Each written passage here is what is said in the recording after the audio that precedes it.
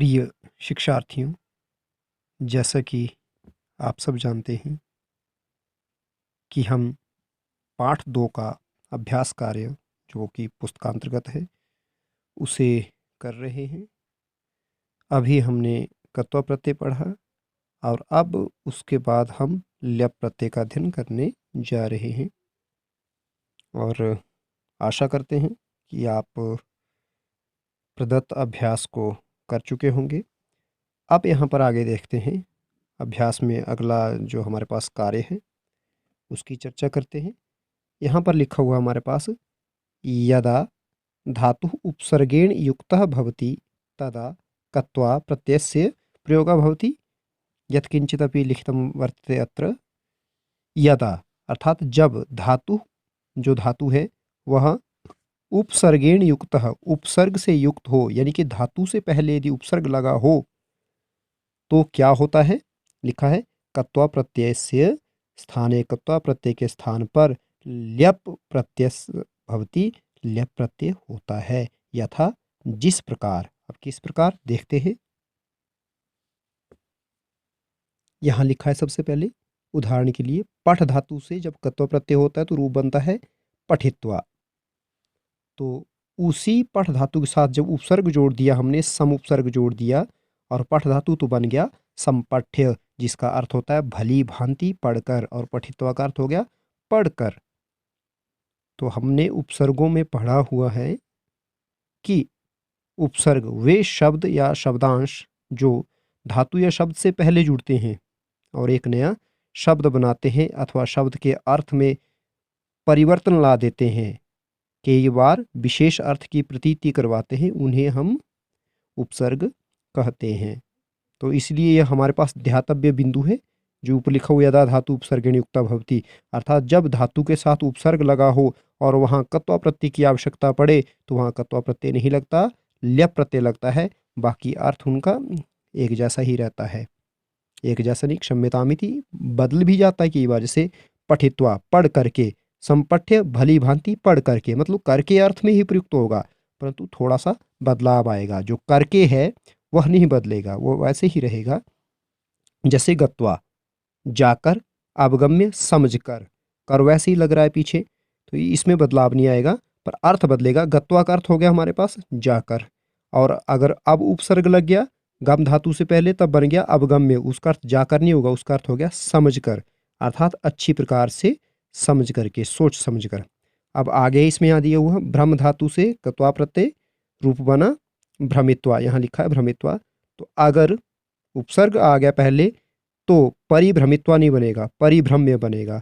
जब परि उपसर्ग या कोई भी उपसर्ग जुड़ जाएगा तो फिर कत्वा प्रत्यय नहीं लगेगा, फिर ल्यप लगेगा, जो कि बन गया परिभ्रम्य का अर्थ होता है चारों ओर घूमकर। भ्रमित्वा का अर्थ है यहाँ घूमना, घूम करके। तो घूम करके कहीं भी हो सकता है, एक ही दिशा में घूम करके, एक ही जगह पर गोल गोल घूम करके। परिभ्रम्य का अर्थ आया चारों ओर घूम कर। तो देखो विशेष अर्थ की प्रतीति यहाँ उपसर्ग के कारण हो रही है। आगे है दा धातु से कत्वा प्रत्यय, तो बनता है दत्वा। हमने पहले भी कत्वा प्रत्यय के बारे में पढ़ा था पिछली वीडियो में, वहाँ हमने चर्चा की थी कि दा को द बन जाता है, ह्रस्व हो जाता है, यानी कि आ नहीं रहता, इसका शेष अ शेष रहता है दा धातु में, तो बना रूप दत्वा। तो प्र उपसर्ग लगने के बाद प्र दा ल्यप बन गया प्रदाय, अर्थात दे करके। दत्वा का अर्थ भी होता है दे करके, प्रदाय का भी अर्थ हो गया दे करके, तो यहाँ अर्थ में बदलाव नहीं हुआ। अब नम धातु से कत्वा प्रत्यय बन गया नत्वा, झुक करके। प्र नम ल्यप बन गया रूप नमस्कार करके या झुक करके या प्रणाम करके। अब आगे अभ्यास में भी आपसे पूछा जाएगा वहाँ पे प्रणम ल्यप, तो उसका भी आप ऐसे लिखेंगे प्रणम्य। कई बार हम लिख देते हैं प्रणम्य, नम्य नहीं रहता, न का अण बन जाता है, क्योंकि हमारे पास शब्द में जब र री त्र श आ जाते हैं तो न का अण बन जाता है। वैसे प्र प में र मिला हुआ है, इसी कारण जब ये इस नम धातु के साथ जुड़ गया, अब ये अलग अलग है तब न को अण नहीं होगा, जब ये प्र इस नम में जुड़ जाएगा तो न का अण बन जाएगा, क्योंकि इसमें र आ रहा है प्र में, तो रूप बनेगा प्रणम य, अर्थात नमस्कार करके, प्रणाम करके। अभ्यास में भी आगे आएगा, वहाँ प्रणमाय लिखा हुआ गलती से, उसे आप प्रणम्य ही लिखेंगे। अब आगे है त्यज धातु से कत्वा प्रत्यय बन गया त्यक्त्वा। अब उसी प्रकार परि उपसर्ग आ गया तो परित्यज ल्यप क्या बन गया, परित्यज य। ल्यप प्रत्यय के रूप यहाँ लिखे हुए, ल्यप युक्त पदम, इसलिए हर जगह ल्यप ल्यप नहीं लिखा हुआ है, इसलिए मैं साथ में बोल रहा हूँ। परित्यज्य मैंने छोड़ करके, त्यक्तवा का मतलब भी होता है छोड़ करके। पूज धातु से कत्वा पूजयित्वा, पूजा करके अथवा पूज कर। सम पूज ल्यप बन गया तो क्या बन गया, यहाँ सम उपसर्ग लगने के कारण कत्वा हट गया, बन गया ल्यप प्रत्यय लग गया, रूप बना संपूज्य, जिसका अर्थ होता है पूज कर या भली भांति पूजन करके। इस प्रकार आगे हम जो ल्यप प्रत्यय का अभ्यास करेंगे। प्रिय शिक्षार्थियों, यहाँ कुछ उदाहरणों के माध्यम से हमें एक बार फिर से इसको अच्छे से समझाने की कोशिश की गई है। वाक्यानि पठन्तु अवगच्छन्तु च। वाक्यानि वाक्यों को, पठन्तु पढ़ें, तूतामंतु लोट लकार प्रथम पुरुष का बहुवचन, अवगच्छन्तु च का अर्थ होता है और यह अव्यय है च। अवगच्छन्तु समझें, गच्छन्तु का मतलब होता है जाएं या जाओ, लेकिन अगर अब उपसर्ग लग गया अवगच्छन्तु तो इसका मतलब ये नहीं हो कि सब चले जाओ या अब चले जाओ। अवगच्छन्तु का अर्थ हुआ समझें, आप सब अच्छी प्रकार से समझें। तो इसकी जो हिंदी है वह बनेगी वाक्यानि पठन्तु अवगच्छन्तु च, वाक्यों को पढ़ें और समझें। क यहाँ पे रूप दिया हुआ है स विद्यालयम गत्वा पठति, वह विद्यालय जाकर पढ़ता है। आप इस गत्वा को ध्यान से देखें।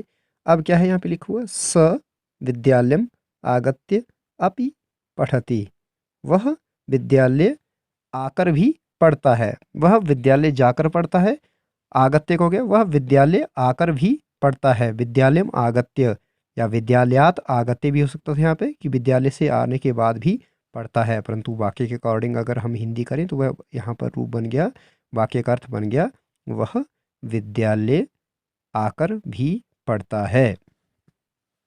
अब आगे, जबकि वाक्य के अनुसार यहाँ होना चाहिए था वह विद्यालय से आकर भी पढ़ता है, वह विद्यालय जाकर पढ़ता है और वह विद्यालय से आकर भी पढ़ता है, इस तरह से होना चाहिए था। प्रिंटिंग मिस्टेक हो सकती है।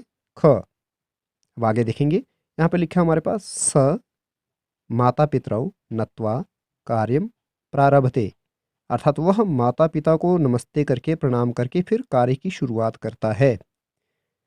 तो आगे देखिए क्या लिखा है, यहाँ कत्वा प्रत्यय है, नीचे ल्यप प्रत्यय है। सह माता पितरौ और नम धातु से, जब मैंने पीछे भी कहा था आपको कत्वा प्रत्यय होगा तो बनेगा नत्वा, और जब उपसर्ग लग गया तो ल्यप बनेगा, तो क्या हो जाएगा प्रणम्य कार्यम प्रारभते। फिर आगे है भक्तः ईश्वरम पूजयित्वा खादति, भक्त ईश्वर की पूजा करके फिर खाना खाता है। भक्तः ईश्वरम संपूज्य खादति, भक्त ईश्वर की पूजन या ईश्वर की पूजा करने के बाद खाता है, अथवा भक्त ईश्वर को पूजने के बाद खाता है। पूजयित्व का अर्थ भी होता है पूजन करके या पूजा करके, संपूज्य का भी अर्थ हो गया पूजा करके। स दानम दत्वा पठति, वह दान देकर पढ़ता है। स दानम प्रदाय पठति, वह दान दे करके पढ़ता है। दोनों का अर्थ समान ही यहाँ ये बताया गया है कि किस प्रकार गत्वा प्रत्यय और ल्यप प्रत्ययों का कई बार अर्थ तो नहीं बदलता, परंतु जो उपसर्ग जुड़ जाता है धातु से पहले, सिर्फ उसकी जगह पर ल्यप प्रत्यय किया जाता है जहाँ कत्वा की जरूरत हो। यह नियम है, धातु से पहले अगर उपसर्ग आ जाए और वहाँ पर कत्वा प्रत्यय की आवश्यकता हो तो कत्वा नहीं लगाते, कौन सा प्रत्यय लगेगा, ल्यप प्रत्यय। यह ये समझाने की कोशिश की हुई है। अब अभ्यास कार्य देखते हैं। अभ्यास कार्य में लिखो कत्वा स्थाने ल्यप प्रत्यय से प्रयोगम कुरु, तो कहता है कत्वा प्रत्यय के स्थान पर आप ल्यप प्रत्यय का प्रयोग करें। तो यहाँ पर लिखा है सह ईश्वरम नत्वा कार्यम करोति, इसी की मैं बात कर रहा था आपसे कि प्रणम्य में प्रणमय लिखा हुआ है, इसको आप ठीक करके लिखेंगे प्रणम य, जैसे कि अभी हमने ऊपर पढ़ा अभ्यास में, तो इसको आप ऐसे लिखेंगे प्रणम य। प्रथम है हमारे पास स ईश्वरम नत्वा कार्यम करोति, स ईश्वरम आगे लिखता है प्रणम ल्यप कार्यम करोति, तो प्रणम ल्यप को हमने जोड़ दिया, बन गया हमारे पास प्रणम्य। दूसरा है सह हसित्वा कथयति, वह हंस करके कहता है, तो हसित्वा में हस धातु से कत्वा प्रत्यय है, इसी को इन्होंने तोड़ करके यहाँ लिखा हुआ है प्रहस ल्यप, तो क्या बन गया प्रहस्य। स प्रहस्य कथयति, वह हंस करके कहता है। स दुष्कर्मम या दुष्कर्म त्यक्त्वा प्रसन्न भवति, वह दुष्कर्म को छोड़ करके प्रसन्न होता है। कर्म कर्मणि कर्माणि, प्रथमा द्वितीय में ऐसे ही रहता है। तो यहाँ पर इसका जो ल्यप प्रत्यांत रूप लिखा हुआ है, स दुष्कर्म परित्यज ल्यप, इनको जोड़ना है। जोड़ेंगे, कोई भी यहाँ पे संधि कार्य नहीं होगा। परि उपसर्ग है उसको पहले जोड़ेंगे, त्यज में तो आधा है उसको वैसे लिखेंगे, जो भी आधा है उसको ऐसे लिखेंगे। ल्यप का सिर्फ य बचता है, बाकी सब हट जाते हैं, आधा ल और प दोनों हट जाते हैं, बचा य। तो रूप बना परित्यज्य प्रसन्न भवति, प्रसन्न होता है। अगला है सा कन्या प्रकृति सौंदर्यम ईक्षित्वा प्रसीदति। ईक्षित्वा में ईक्ष धातु होती है, ईक्षित्वा अर्थात वह कन्या प्रकृति सौंदर्य देख करके खुश होती है। प्रकृति सौंदर्य कहते हैं प्रकृति की जो सुंदरता होती है, जैसे हरी हरी वादियों वगैरह को देखना, कहीं ग्रीनरी हरियाली इत्यादि को देख करके खुश होना, तो उसे यहाँ पे प्रकृति सौंदर्य कहा गया है। ईक्षित्वा, यहाँ ईक्ष धातु से कत्वा प्रत्यय है। अब इसी का ल्यप प्रत्यय का रूप बनाया हुआ है यहाँ पे, सा कन्या प्रकृति सौंदर्यम निर ईक्ष ल्यप। ईक्ष धातु वैसे ही है, ऊपर कत्वा प्रत्यय था, यहाँ ल्यप है। क्यों है? क्योंकि निर उपसर्ग लग गया है। निरीक्ष्य अर्थात वह प्रकृति सौंदर्य को अच्छी प्रकार से निरीक्षित करके क्या करती है? प्रसीदति, खुश होती है। इतना सा यहाँ ल्यप प्रत्यय का जो है अंतर आ जाएगा ल्यप प्रत्यय लगने से। कृपण, कृपण कहते हैं कंजूस। धनम आप्त्वा, धन पा करके प्रसीदति, खुश होता है। तो इसका ल्यप प्रत्यय का रूप क्या है? देखिए, प्र आप ल्यप, यानी कि आप धातु से कत्वा प्रत्यय है, तो जब प्र उपसर्ग आ गया तब कत्वा नहीं रहेगा, कौन सा प्रत्यय लगेगा? ल्यप। दे भी रखा है यहाँ पे उदाहरण में, यहाँ पर प्र आप ल्यप।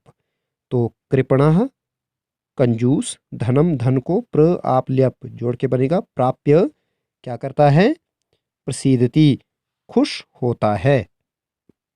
अब अगले पृष्ठ पर है हमारे पास एक संयुक्त अभ्यास कार्य है कत्वा और ल्यप प्रत्यय का।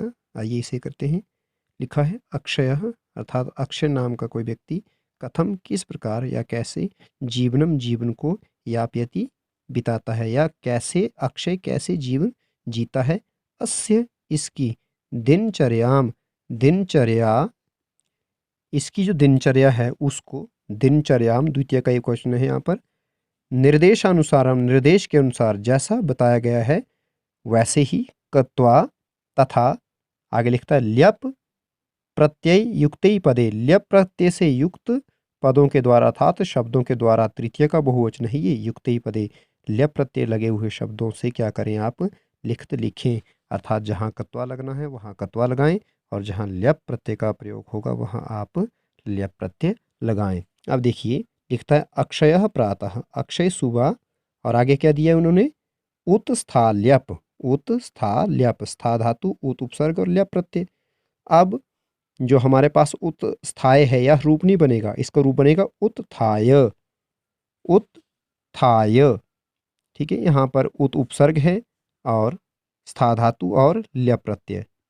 इस प्रकार यह वाक्य बन गया, अक्षय प्रातः उत्थाय, आगे लिखा है प्रातर विधिम कृत्वा, प्रातर विधिम, आगे लिखता है क्रिय धातु से कत्वा प्रत्यय, प्रातर विधिम कृत्वा, जो प्रातःकालीन विधि रहती है उसे करके, फिर लिखता है उद्यानम गत्वा, बगीचे में जाकर के, गम धातु से कत्वा प्रत्यय, तभी यहाँ पे रूप बना गत्वा लिखा हुआ है।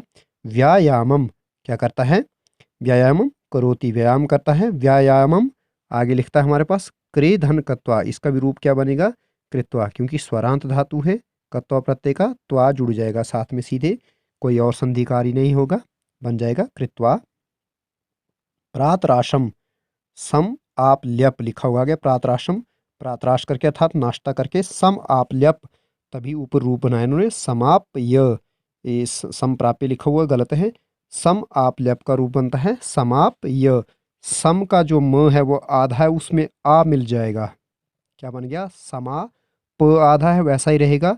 अगर ल्यप का जो हमारे पास आगे के दो वर्ण हैं, क्षम्यतामिति, आगे का ल एक वर्ण और पीछे का प, ये दोनों हट जाएंगे, बचेगा य, यानी कि ल्यप का शेष रहता है य। अब इसको आप सीधे ही जोड़ दीजिए तो क्या बना? समाप य, स म में आ की मात्रा, समा प आधा और ल्यप का य बन गया समाप य, क्योंकि यहाँ हम खुद देख रहे हैं कि हमारे पास जो सम का म है वह आधा है, इसमें आ मिल गया तो क्या बन गया समा, प आधा रहेगा और ये जुड़ेगा समाप्य। विद्यालयम गच्छति, फिर लिखता है विद्यालय, विद्यालय में क्या करता है, पढ़ धातु से कत्वा प्रत्यय, रूप बनेगा पठित्वा। गृहम, घर को, फिर लिखता है गम ल्यप, तो क्या बन गया आगम य। फिर क्या करता है वो, विश्रामम, विश्राम कृत्वा, क्री धातु से कत्वा प्रत्यय, विश्राम करके पुनः पठती, फिर पढ़ता है पठन से पश्चात, और पढ़ने के बाद खेली तुम, खेलने के लिए, इसमें तुमनु प्रत्यय, यहाँ पर खेल धातु से तुमनु प्रत्यय तो बन गया खेली तुम। उद्यानम, बगीचे को, गच्छति जाता है, बगीचे में जाता है। उद्याने, खेल धातु से कत्वा प्रत्यय तो बन गया खेलित्वा।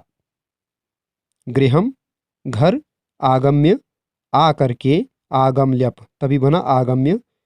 रात्रि भोजनम कृत्वा, रात का खाना खाने के बाद, कृत्वा क्यों, क्योंकि क्री धातु से कत्वा प्रत्यय। पुनः फिर पठितुम, उपविष्टि फिर पढ़ने बैठ जाता है। ततः सह शयनाय गच्छति, उसके बाद, ततः माने तत्पश्चात, सह वह कौन, अक्षय जिसकी हम बात कर रहे हैं। शयनाय चतुर्थी का एक वचन है, सोने के लिए, गच्छति जाता है। एषा अस्ति, यह है, अक्षय से दिनचर्या, अक्षय की दिनचर्या।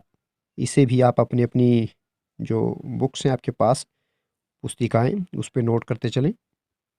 अब इसके बाद हम भवत शब्द के प्रयोग के बारे में पढ़ेंगे, पर उससे पहले आपको भवत शब्द जो है पुल्लिंग और स्त्रीलिंग में याद करना पड़ेगा, ताकि हम इन जिन वाक्यों को आगे पढ़ने जा रहे हैं उन्हें हम बड़े ही आसानी से समझ सकें।